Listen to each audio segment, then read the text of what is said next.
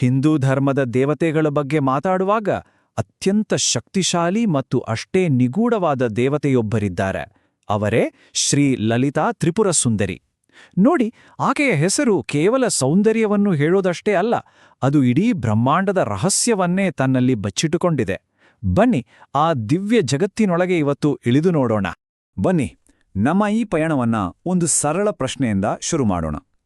ಭೂಮಿ, ಅಂತರಿಕ್ಷ ಮತ್ತು ಸ್ವರ್ಗ, ಈ ಮೂರೂ ಲೋಕಗಳ ಒಟ್ಟು ಸೌಂದರ್ಯವನ್ನೇ ಮೀರಿಸುವಂತಹ ಆ ದೇವತೆ ಯಾರು?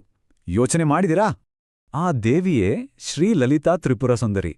ತಂತ್ರಶಾಸ್ತ್ರದ ಅತ್ಯಂತ ಶ್ರೇಷ್ಠ ಮಾರ್ಗಗಳಲ್ಲಿ ಒಂದಾದ ಶ್ರೀವಿದ್ಯಾ ಸಂಪ್ರದಾಯದ ಪರಮ ದೇವತೆ ಈಕೆ. ಅವರಿಗೆ ರಾಜರಾಜೇಶ್ವರಿ ಅಂತಾನೆ ಹೇಳ್ತಾರೆ. ಆಕೆ ಹೆಸರು ಕೇವಲ ಸೌಂದರ್ಯಕ್ಕಷ್ಟೇ ಸೀಮಿತವಾಗಿಲ್ಲ, ಅದು ಇಡೀ ಬ್ರಹ್ಮಾಂಡದ ತತ್ವವನ್ನೇ ತನ್ನಲ್ಲಿ ಹಿಡಿದಿಟ್ಟಿದೆ. ಸರಿ, ಈ ದೇವಿಯ ಮಹತ್ವವನ್ನ ಸರಿಯಾಗಿ ಅರ್ಥ ಮಾಡ್ಕೊಳ್ಬೇಕು ಅಂದ್ರೆ ಮೊದಲು ಅವರ ಹೆಸರು ಮತ್ತೆ ಅವರ ಸ್ವರೂಪದ ಅರ್ಥವನ್ನ ಬಿಡಿಸಿ ನೋಡಬೇಕು. ಬನ್ನಿ, ಇದ್ರೊಳಗೇನಷ್ಟು ಆಳವಾಗಿ ಹೋಗೋಣ. ಮೊದಲಿಗೆ ಲಲಿತಾ, ಇದರ ಅರ್ಥ ಆಟವಾಡುವವಳು ಅಥವಾ ಲೀಲಾ ವಿನೋದಿನಿ. ಅಂದ್ರೆ ಈ ಇಡೀ ಬ್ರಹ್ಮಾಂಡದ ಸೃಷ್ಟಿ, ಸ್ಥಿತಿ ಮತ್ತು ಲಯ ಇದೆಯಲ್ಲ, ಅದೆಲ್ಲವೂ ಆ ದೇವಿಗೆ ಕೇವಲ ಒಂದು ದೈವಿಕ ಆಟ, ಅಂದ್ರೆ ಲೀಲೆಯಂತೆ.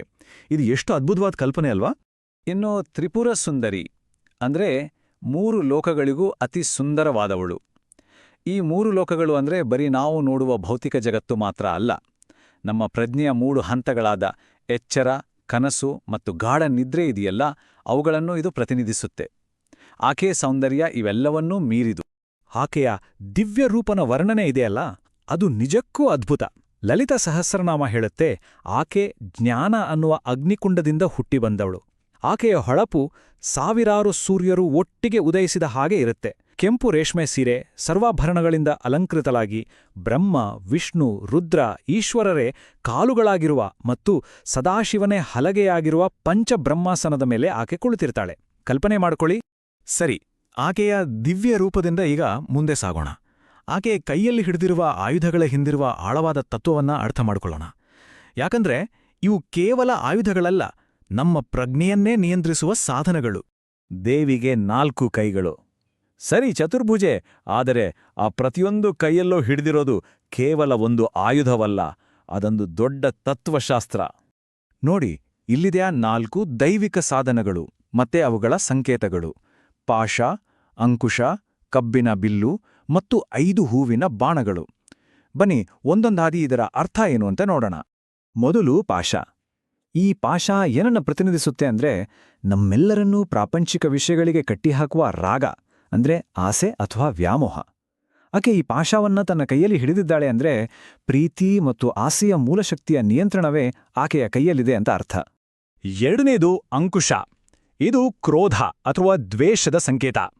ಹೇಗೆ ಒಬ್ಬ ಮಾವುತ ಆನೆಗೆ ಅಂಕುಶದಿಂದ ದಾರಿ ತೋರಿಸ್ತಾನೋ, ಅದೇ ರೀತಿ ದೇವಿ ಈ ಅಂಕುಶದಿಂದ ಭಕ್ತರ ಅಹಂಕಾರ ಮತ್ತೆ ನೆಗೆಟಿವ್ ಇಮೋಷನ್ಸನ್ನ ನಿಯಂತ್ರಿಸಿ ಅವರನ್ನ ಸರಿ ದಾರಿಯಲ್ಲಿ ನಡೆಸ್ತಾಳೆ.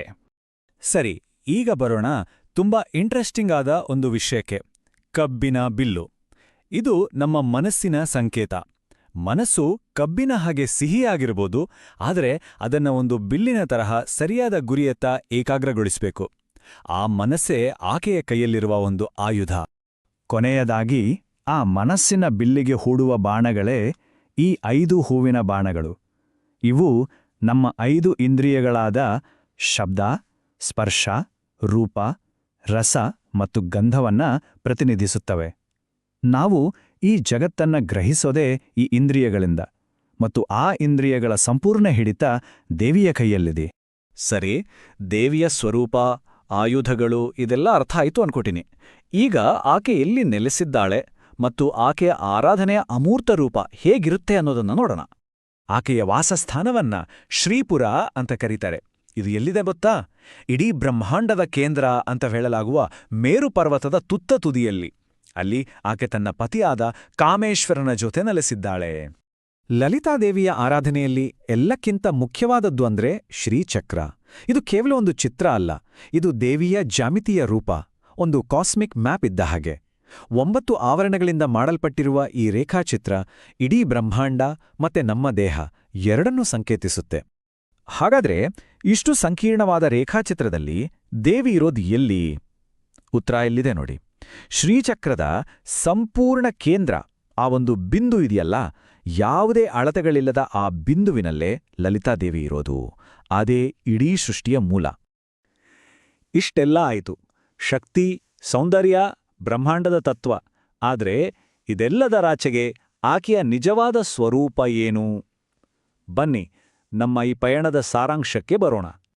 ನೋಡಿ, ಅಂತಿಮವಾಗಿ ಶ್ರೀ ಲಲಿತಾದೇವಿ ಅಂದ್ರೆ ಕರುಣಾಮಯಿ ತಾಯಿ. ಆಕೆ ತನ್ನ ಭಕ್ತರಿಗೆ ಬರೀ ಲೌಕಿಕ ಸುಖ, ಸಂಪತ್ತು, ಯಶಸ್ಸು ಅಂದ್ರೆ ಭೋಗವನ್ನಷ್ಟೇ ಕೊಡೋದಿಲ್ಲ. ಅದರ ಜೊತೆಗೆ ಜೀವನದ ಅಂತಿಮ ಗುರಿಯಾದ ಮೋಕ್ಷವನ್ನೂ ಕರುಣಿಸ್ತಾಳೆ. ಆಕೆ ಎರಡನ್ನೂ ಕೊಡುವ ಸಾಮರ್ಥ್ಯವುಳ್ಳವಳು. ಹಾಗಾದರೆ ಪ್ರೀತಿ ಮತ್ತು ದ್ವೇಷ, ಮನಸ್ಸು ಮತ್ತು ಇಂದ್ರಿಯಗಳ ಮೇಲೆ ಹಿಡಿತವನ್ನ ಸಂಕೇತಿಸುವ ಸೌಂದರ್ಯ, ಶಕ್ತಿ ಮತ್ತು ಕರುಣೆ ಇವೆಲ್ಲವನ್ನು ಮೈಗೂಡಿಸಿಕೊಂಡಿರೋ ಈ ದಿವ್ಯ ಸ್ವರೂಪದಿಂದ ನಮ್ಮ ಜೀವನಕ್ಕೆ ನಾವು ಏನ್ ಕಲಿಬಹುದು? ಈ ಪ್ರಶ್ನೆಯೊಂದಿಗೆ ಇವತ್ತಿನ ಈ ವಿಶ್ಲೇಷಣೆಯನ್ನ ಮುಗಿಸೋಣ. ಯೋಚನೆ ಮಾಡಿ.